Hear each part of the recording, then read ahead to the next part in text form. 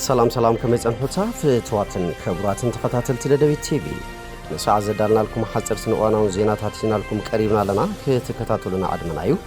بكندي عرسنا توتاتهم كنفلمو عوها باقلقالوت منغستي نهزب زحب نمبر زحزن كخونا يقبان كبلو بريزيدانت دكتور دبرتسيان قبر ميكائيل قليتهم هلونا عند حنا نزل تجرين محاسب زوج أواجه ملكيتهم سأكلات فتح ستان زكاة زلوا مدرخ عبتهم أكلات ماسالي الرداد أكفت أرزخ عليه كبلو مكتل بريزيدانتن حلاف بيرو فتحن منجست تجري أيت أماني لا سفاجليتهم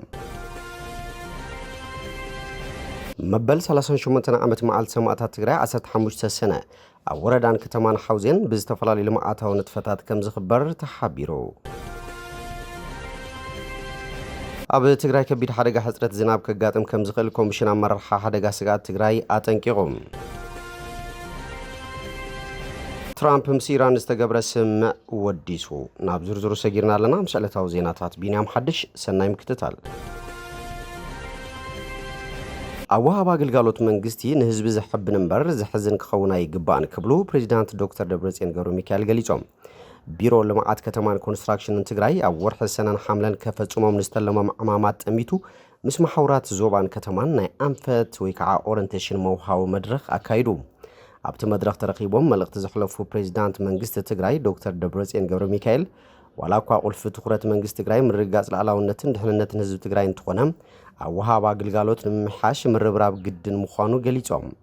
حزب تجري أو حدا هلونا مهلاوز تقصو توم بريزيدانت جازينا نمقوصارن أوها باقلقالوت منجست نمعراين زقبر تعري نتيك عند أمام منجست زدقف مخانو أنا تيروم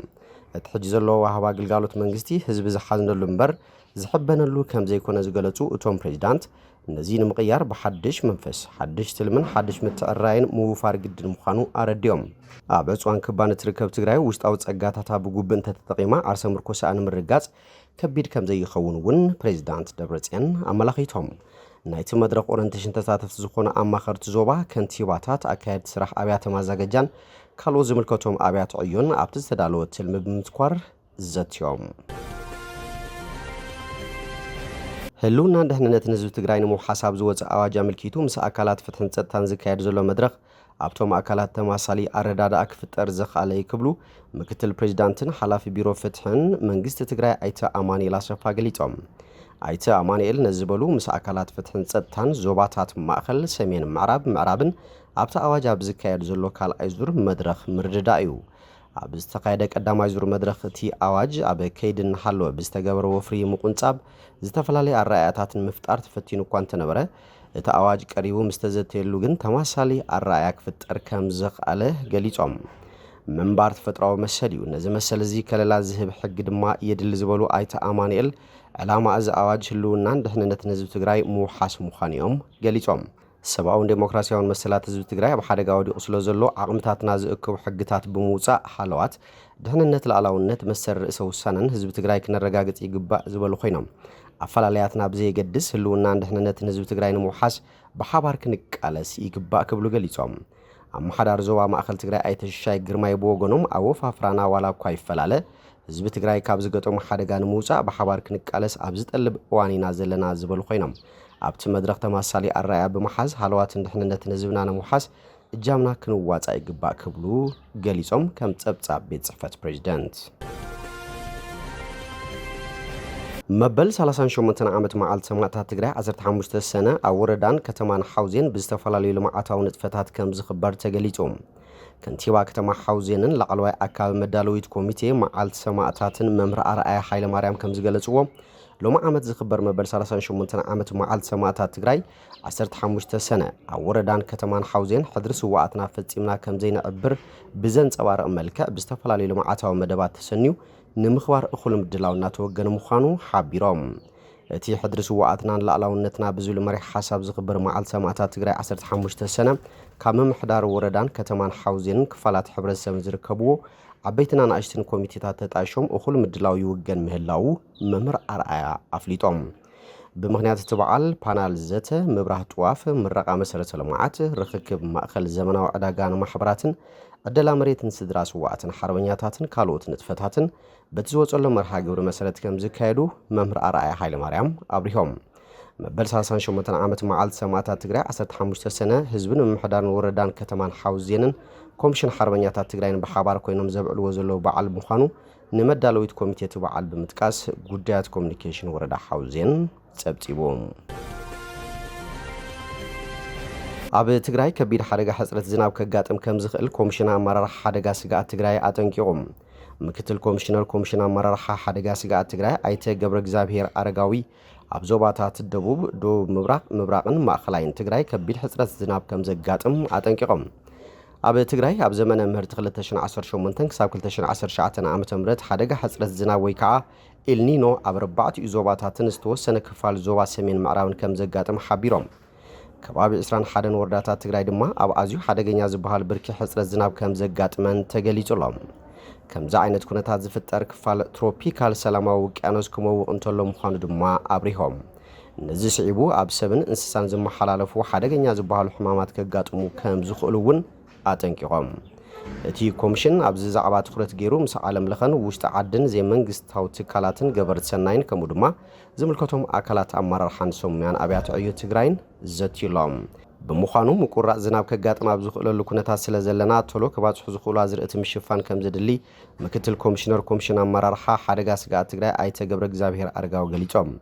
ካብ ትግራይ ክሳብ ጣብያ ዘሎ ኣመራርሓ ስጡም ዝኾነ ምንባብ ብምግባር ግንዛቤ ማሕበረሰብ ኣብ ምዕባይን ስራሕቲ ምዕቃብ ጥልቅ ክካየድን ምግባር ከድሊ ኢሎም ውሽጣውን ዓለም ለኻውን ዘይመንግስታውን ትካላት ድማ ሓገዞም መጠናኺሮም ክቕጽሉ ድጋፍን ምትሕብባርን ክገብሩውን ከም ዝግባእ ገሊጾም ሰብ ሃብቲ ድማ ብዝከኣልዎ ዓቕሚ ነቲ ከጋጥም ዝኽእል ተባሂሉ ተሰጊኡ ዘሎ ሓደጋ ኣብ ምክልኻልን ህዝቢ ኣብ ምድሓንን እጃሞም ክዋፁ ጻውዒት ኣቕሪቦም እቲ ያጋጢሙ ዘሎ ሓደጋ ማሕበረሰብ ብዝግባእ ክርድኦን ትኩረት ረኺቡ ሓገዝቲ ኣካላት ንምርካብን ሚድያ ወሳኒ ግደ ክህልዎ ከም ዝግባእ እውን ገሊጾም ሕብረተሰብ እውን ኣብ ማሕበራውን ባህላውን በዓላት ዝገብሮም ልዕሊ ዓቕሚ ወጻእታት ጠጠው ከብል ከም ዝግባእ ኣገንዚቦም ትራምፕ ምስ ኢራን ዝተገበረ ስምምዕ ወዲሱም እቲ ኣብ መንጎ ኣሜሪካን ኢራን ዝጸንሐ ግጭት ንምብቃዕ ዝተበጽሐ ስምምዕ ምእዋጁ ንዶናልድ ትራምፕ እምብዛ ባህ ዘብል ህያብ ልደት ኮይኑ ረኺብዎ ኣሎ ዋላ እኳ እቲ ስምምዕ ብብዙሕ ዘይርጉጽነት ዝተጎልበበ እንትኾነ እቲ ፕሬዚዳንት ኣሜሪካ ነቲ ስምምዕ ንምብሳር ኣብ ማሕበራዊ መራኸብታት ኣብ ዘስፈሮ ጽሑፍ መጻብ ሕርሙዝ ንንግዳዊ መራኸብ ክፉት ከም ዝኸውንን ኣሜሪካ ድማ ነቲ ብባሕሪ ዝገበረቶ ዕጽዋ ከም እተልዕሎን ሓቢሩ ትራምፕ ብሰንበት ኣብ ዝሃቦ መግለጺ ነዳዲ ይውሓዝ ክብል ብሓጎስ ገሊጾም ንሱ ወሲኹ ካብቲ ናይ ቀደም ፕሬዚዳንትታት ኣሜሪካ ዘጋጠሞም ውድቀት ፍልይ ብዝበለ መንገዲ ንሱ ንኹላታ ዞባ ሰላምን ርግዓትን ዘምጽእ ዓብዪ ስምምዕ ከም ዘውሓሰ እዩ ገሊጾም ከምዚ ዓይነት ካብ መጠን ንላዕሊ ምግናን ንትራምፕ ሓድሽ ነገር ኣይኮነን ብዛዕባ እቲ ዝሓለፈ ዓመት ንውግእ ቃዛ ንምብቃዕ ዝተገበረ ስምምዕ ዝሃቦ መግለጽታት እውን ንዘለኣለም ዝቕጽል ሰላም ክሳብ ናይ እምነት ተስፋን መለኮታዊ እዋንን ምጅማር ዝብሉ ሰፋሕቲ መግለጽታት ኣሰንዮም ነይሮም ዋላ እኳ ኣብ ባይታ ዘሎ ጭቡጥ ኩነታት ካብቲ ዝተባሃለ ኣዝዩ ዝረሓቕ እንትኾነ ኣብ ከምዚኦም ዝኣመሰሉ ዓበይቲ ዲፕሎማስያዊ ስምምዓት ዓወት ወይ ውድቀት መብዛሕትኡ ግዜ ኣብቶም ደቀቕቲ ዝርዝራት እዩ ዝምርኮስ ኣብዚ እውን እቶም ዝርዝራት ኣዝዮም ውሑዳት እዮም ምክትል ፕሬዚዳንት ጄዲ ቫንስ ሰንበት ምሸት ምስ ፎክስ ኒውስ ኣብ ዝገበሮ ቃለ መሕተት ኢራን ንኒክለሳዊ ኣጽዋር ፈጺማ ከም ዘይትውንን ኣሜሪካ ድማ ነዚ ክትከታተሎ ከም እትኽእልን ኣብ ስምምዕ ተነዲፉ ከም ዘሎ ገሊጾም ይኹን እምበር እቲ ኣብ ልዕሊ ምዕባል ዩራንየም ዝግበር ቀይድታት እንታይ ክኸውን ከም ዝኾነ ከምኡ እውን እቲ ኢራን ሒዛቶ ዘላ ኣብ ዝለዓለ ደረጃ ዝበጽሐ ዝበልጸገ ዩራንየም እንታይ ክግበር ከም ዘለዎ ዝሕብሩ ኣገደስቲ ሕቶታት ገና መልሲ ይረኸቡን ገለ ካብዚ ጉዳያት ኣብቲ ንስሳ መዓልታት ዝተናውሐ ህልው ምቁራጽ ተኹሲ ተመርኪሱ ኣብ ዝካየዱ ዛዘምቲ ዘተታትን ክኢላዊ ዝርባትን ክፍታሕ ከም ዝኽእል ፍሉጥ እዮም ይኹን እምበር ድሕሪ ሓያሎ ዓሰርተታት ዓመታት ንኢራን ካብቲ ኒክለሳዊ ሃረርታ ንምግታእ ዝተገበረ ናይ ምግዳድ ጻዕርታት ሓደ ንጹር ዝኾነ ነገር እንተሃልዩ እቲ ኣብዚ ሰነድ ምርዳእ ተሓፊሱ ዘሎ ተባሂሉ ኣሜሪካ ዝኣመነትሉ ጉዳይ ብዘየገድስ ዋላ ሓደ ውሕስነት የለን ነዚ ነጥብ እዚ ንምጉላሕ ዝዓለመ ብዝመስል መንገዲ ላዕለዋይ ቤት ምክሪ ሃገራዊ ጸጥታ ኢራን ብሰንበት ኣብ ዘውፅኦ መግለጺ እቲ ናይ መወዳእታ ዘተ እቲ ካልኣይ ወገን ኣብቲ ሰነድ ምርዳእ ዝኣተዎ ግቡእ ምስ ፈጸመ ጥራይ እዩ ክካየድ ኢሉ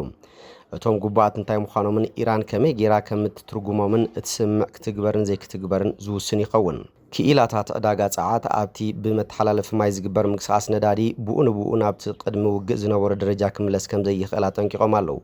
ተጻዊዱ ዘሎ ፈንጂታት ምእላይን ናብ ስሩዕ መጓዓዝያ ንምምላስን ሰሙናት ክወስድ ይኽእል እዩ።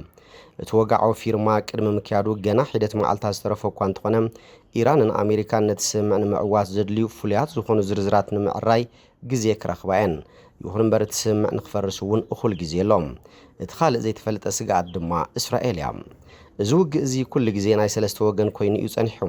ትራምፕ ሰንበት ንዎል ስትሪት ጆርናል ኣብ ዝሃቦ ቃል በቲ ቀዳማይ ሚኒስትር እስራኤል ቤንያሚን ኔታንያሁ ኣብ ሰሙን ኣብ ልዕሊ ሊባኖስ ዘመሓላለፎ ትእዛዝ መጥቃዕቲ ኣዝዩ ከም ዝሓረቐ ገሊጹ። ምክንያቱ እቲ መጥቃዕቲ ነቲ ዳርጋ ተዛዚሙ ዘሎ ምስ ኢራን ዝግበር ስምምዕ ከፈሽሎ ከም ዝኽእል ስለ ዝኣመነሉ እዩ። እቲ ስምምዕ ንግዚኡ ጸኒዑ ክሳብ ዝእውጅ ዝጸንሐ እኳ እንተኾነ እስራኤል ኣብ ልዕሊ ሊባኖስ ሓድሽ ወታደራዊ ስጉምቲ ክትወስድ እንተጀሚራ ግን ኢራን ንመጻዊ ሕርሙዝ ዳግማይ ክትዓጽዎ ክትውስን ትኽእል እያ። እዚ ድማ ነቲ ዓለማዊ ቁጠባ መሊሱ ኣብ ሓደጋ ክእትዎ ይኽእል። ቫንስ ኣብ ዝሃቦ ርእይቶ እዚ ውግእ እዚ ብሰንኪ ክብሪ ዋጋ ጸዓትን ምስኡ ተኣሳሲሩ ዝመጸ ቁጠባዊ ሳዕቤናትን ኣብ ልዕሊ ብዙሓት ኣሜሪካውያን ዘስዓቦ ከቢድ ጸገም ኣሚኑሉ ኣሎ። እቲ ቀዳማይ መልእኽተይ ንህዝቢ ኣሜሪካ የቐኒልና ዝብል እዩ ድሕሪ ምባል ዋጋ ጸዓት ክጎድል ከም ዝጅምር ቃል ኣትዮም። እዚ ኩነታት እዚ ክሳብ ክንደይ ቅልጡፍ ብዝኾነ መንገዲ ክትግበር ከም ዝኽእል እዚ ድማ ነቶም ፋይናንሳዊ ጸገም ዘለዎም ኣሜሪካውያን ንዋጋ ሃልኪ ብኸመይ ከም ዘቃልለሎምን እቲ ኣብ ልዕሊ ሪፐብሊካውያን ዝዓቢ ዘሎ ፖለቲካዊ ጸቕጢ ቅድሚቲ ኣብ ሕዳር ዝግበር ናይ ፍርቂ ዘመን መረጻ ባይቶ ክጎድል ከም ዝኽእልን ዘይኽእልን ኣብ ምውሳን ዓብዪ ግደ ክህልዎ እዩ። ብመሰረት ኣብ ቀረባ እዋን ዝተገበረ መጽናዕቲ ርእይቶ ህዝቢ ትራምፕን ሰልፉን ካብ ህዝቢ ዓብዪ ተቃውሞ ይገጥሞም ኣሎ። ዩጎቭ ዘካየዶ መጽናዕቲ ከም ዘመልከቶ 63 ሚእታዊት ካብ ህዝቢ ኣሜሪካ